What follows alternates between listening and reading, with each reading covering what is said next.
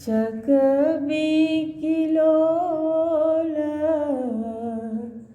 करय जल में हो। सीता विचार करय मन में हो। चकबिकिलोल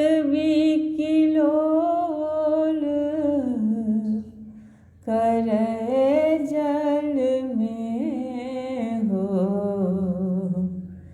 सीता विचार करय मन में हो।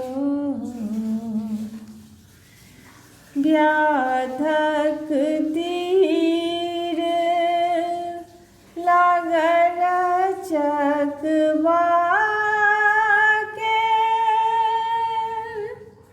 क्षण में प्राण त्यजल जल में हो। व्याकुल चकबीर करेज में पैसली। जानकी नयन भरल जल सँ हो। हम रघुनाथ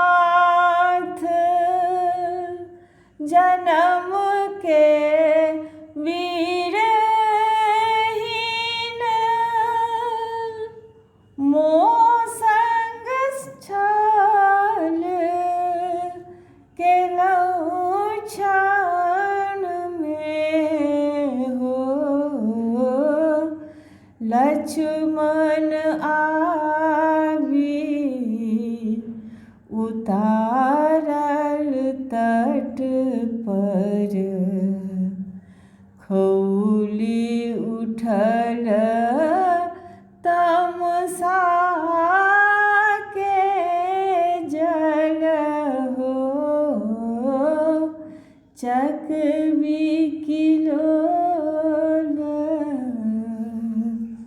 करय जल में हो। बिनु अपराध सिया के तेजल। राम राज भेल झूठ पिया हो। 14 बरिस बिताओल बोनहि। लक्ष्मण अनुज सिया भामिनी हो। चकबिकिलोल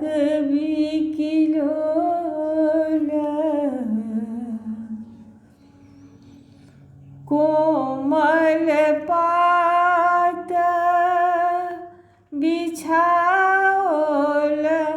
कासक। सीता के विश्राम करैल।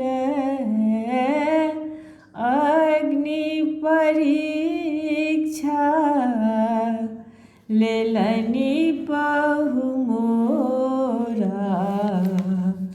भेलनि थीर मोन आँखि नोरौलनि।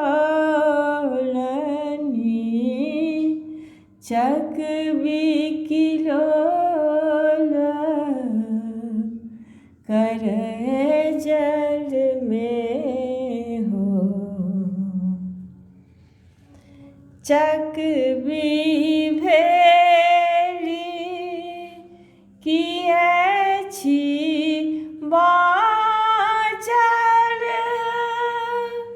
चकवा भेल किलोल प्रभु हो, कहिया बीतत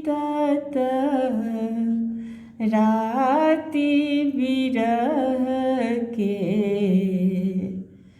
ज्योति स प्राण मिलत रघुवर हो,